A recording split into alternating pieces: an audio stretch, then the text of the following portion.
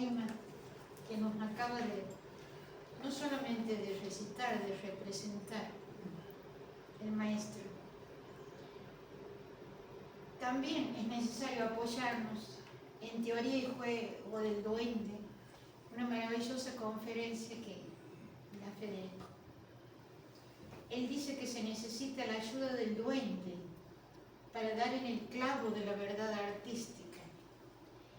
El torero mordido por el duende da una lección de música pitagórica y hace olvidar que arroja constantemente el corazón sobre los cuernos. Aquello no es una lucha, es directamente arriesgar la vida, jugar con la muerte y demostrarle a los demás que no se tiene miedo a la muerte, que se está jugando con ella. Y en este caso, la muerte es quien gana, de alguna manera llega la partida. En la primera parte, la acogida y la muerte, se relata el advenimiento. En la sangre derramada se grita el dolor y la furia de la impotencia. En cuerpo presente, un dolor que se vuelve rebeldía ante el aniquilamiento de la armonía y la gracia. En alma ausente, rescata a Ignacio del olvido. ¿Cómo? Nominándolo en el poema. Ha muerto un torero, pero no el nombre de Ignacio Sánchez Mejía. Yo nombro para luego tu perfil y tu gracia. Elabora un retrato del torero que se eterniza poéticamente. La gradación de la muerte entre los relatos del llanto expresa un diseño de sutil elaboración del significado, modulado en gradaciones acústicas que se elevan creyendo. En el segundo, permanece en un tono monacorde. En el tercero, para resolverse en un tempo moderado, en un ritmo prieto y firme, para dibujar y proclamar un Ignacio eterno en alma ausente. La acogida y la muerte vertebrada en el leitmotiv a las 5 de la tarde escamotea detalles de la lucha de la lidia y se demora en la escena poética en un comienzo del relato infantil. Eran las 5 de la tarde.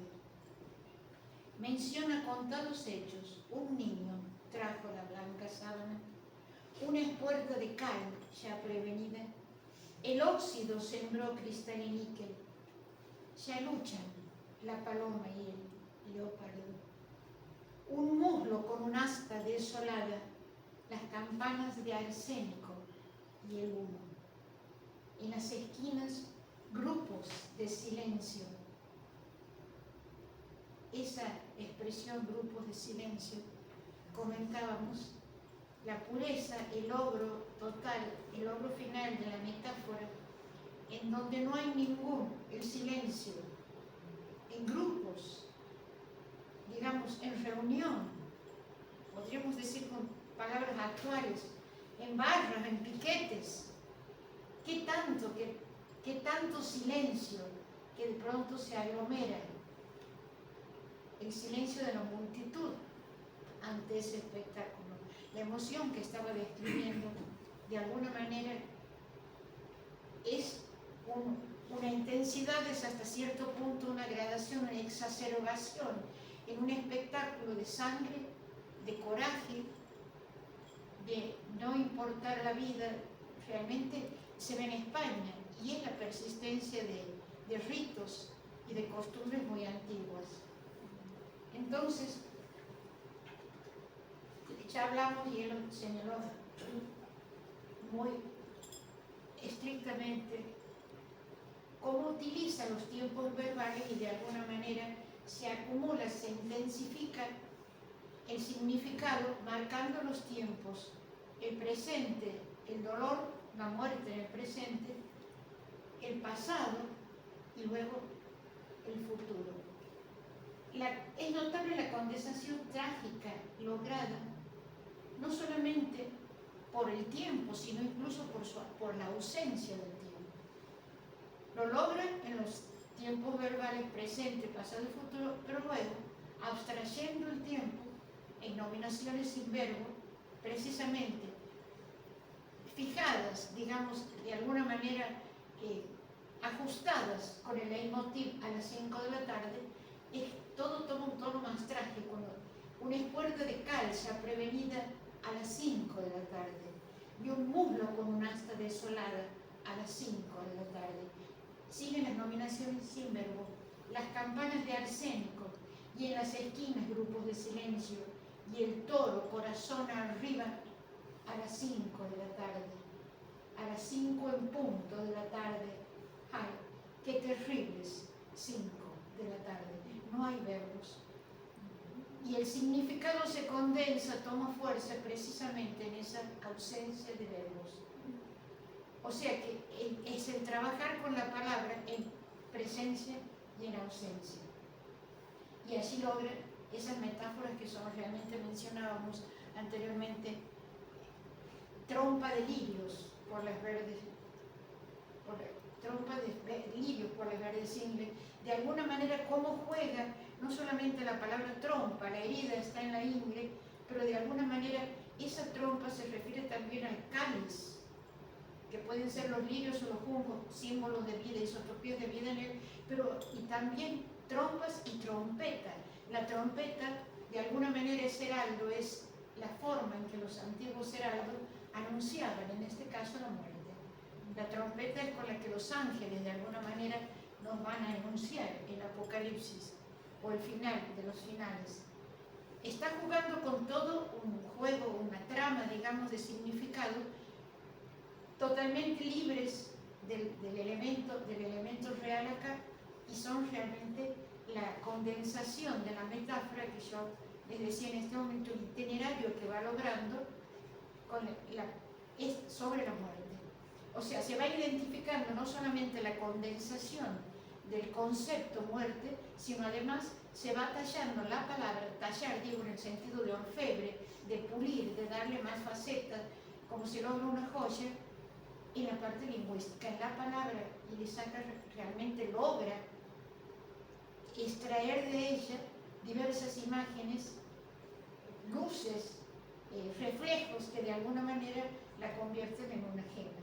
Así nos dice, dile a la luna, vuelve a tomar de pronto como se asume el yo lírico, está en presente, se asume a sí mismo.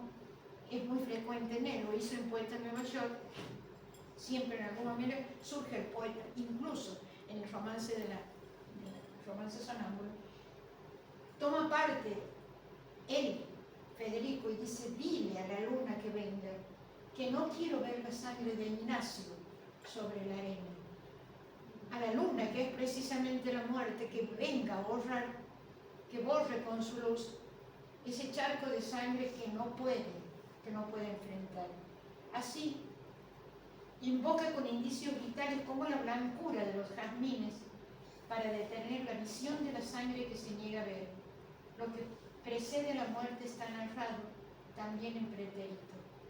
Cuando nos dice, la vaca del viejo mundo pasaba su triste lengua sobre unos hocicos de sangres derramadas en la arena. Y lo que se refería el maestro, los toros, deguisando, casi muerte y casi piedra, mugieron como 2 siglos, altos de rozar la tierra. No, que no quiero verla. Buscaba el amanecer y el amanecer no era. O sea, que no es que no llegamos al alba, no es que no lleguemos al amanecer. Ese amanecer no existe, no vendrá. No es la negación total, es la muerte, es el no ser. Pero esa forma no era. Nos lleva de la mano, de alguna manera, digamos, del brillo de una metáfora totalmente libre, totalmente un logro lingüístico, nos lleva directamente a tomar algo así como, diríamos, la densidad o el peso específico de un verbo, del verbo ser, nada más ni nada menos.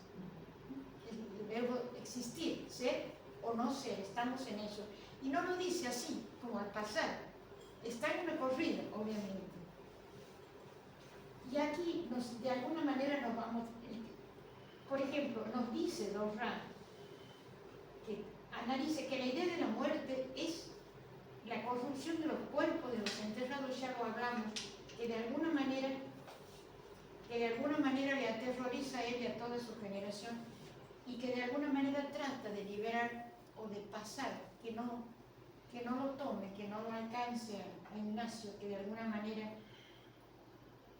la metáfora flor de calavera.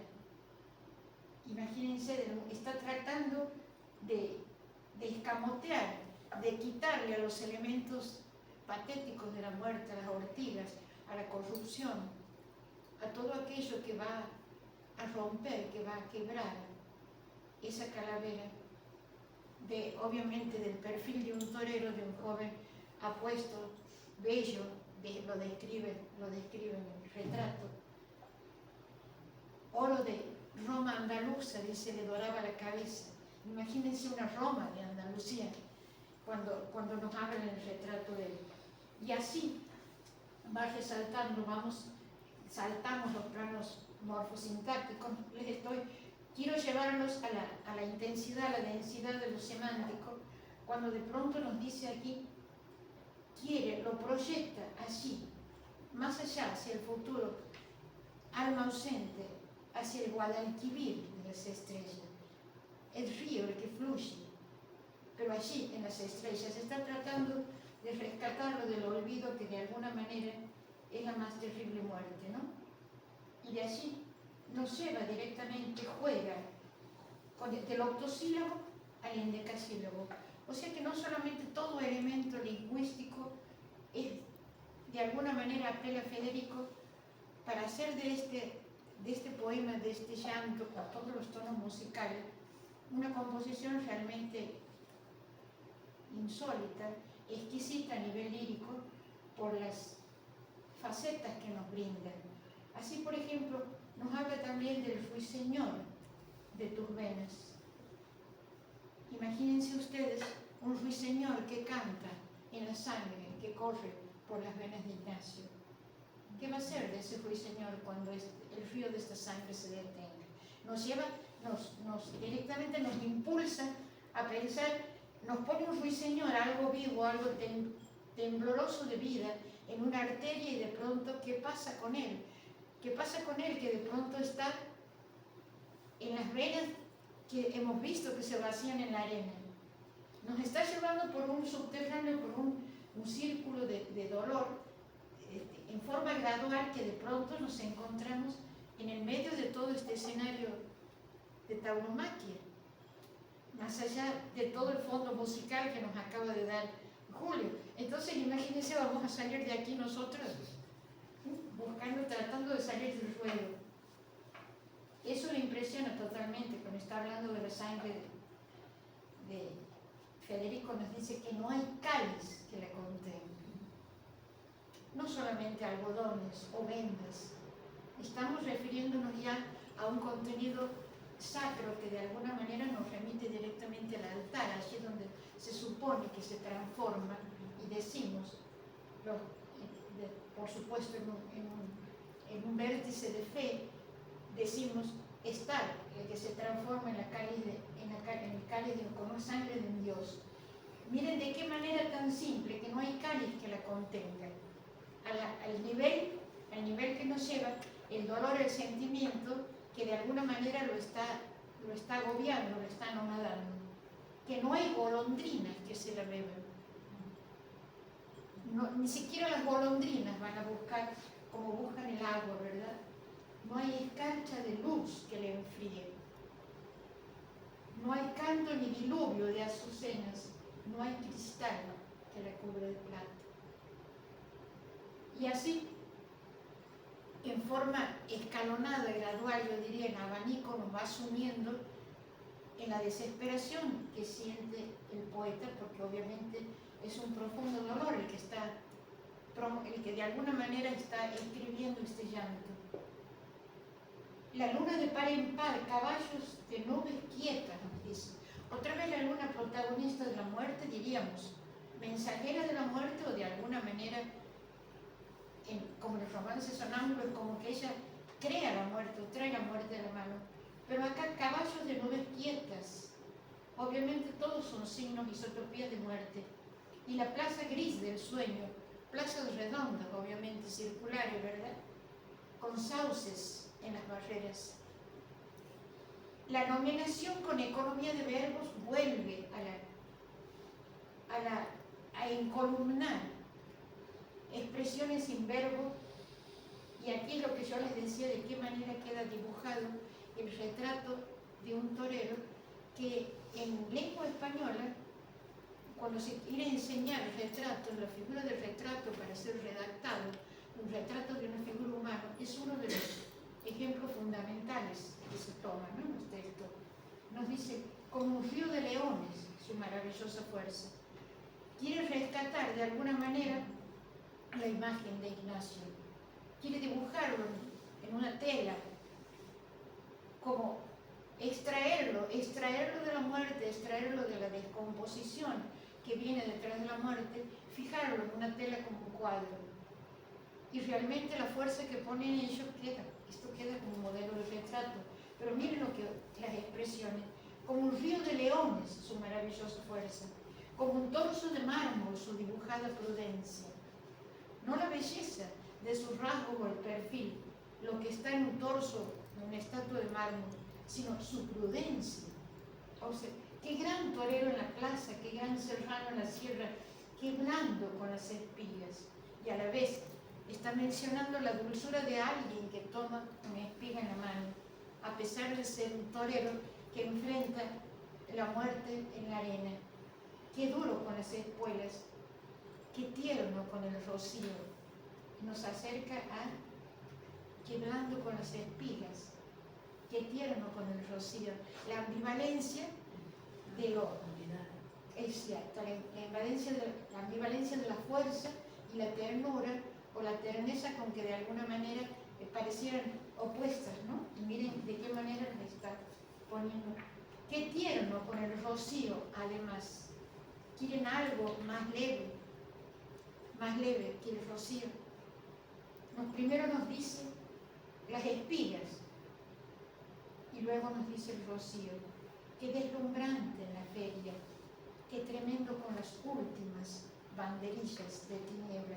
Estas ya no son las banderillas rojas con que de alguna manera se excita, se enerva o se enfurece el toro. Estas son banderillas de tiniebla, son las banderillas de la muerte.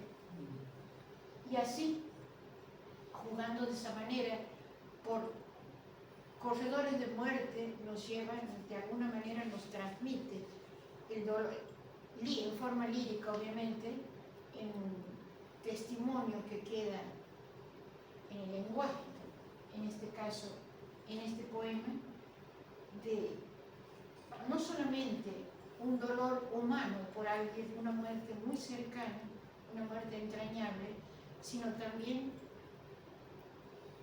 digamos, la majestuosidad con que puede enhebrar las palabras, no solamente en las metáforas, sino en todo un escenario, una imagen, que aquí circunstancialmente es una corrida de toros, pero que hemos visto en otro momento el diálogo de un padre que no se atreve a decirle al novio que llega a buscar a su hija, que está flotando ahogada en un pozo, o el desastrado desierto de una ciudad de cemento y vidrio, donde cada ser humano es un hueco, o de alguna manera, cuando vayamos a ver ahora el diván del Tamarí, como en aparentemente canciones de amor de origen árabe, de origen mozárabe, también está pidiendo una muerte de luz. Aquella muerte que pueden tener, un niño dice que busca las manzanas, y no aquella muerte oscura que de alguna manera posiblemente presentía que fuera su destino.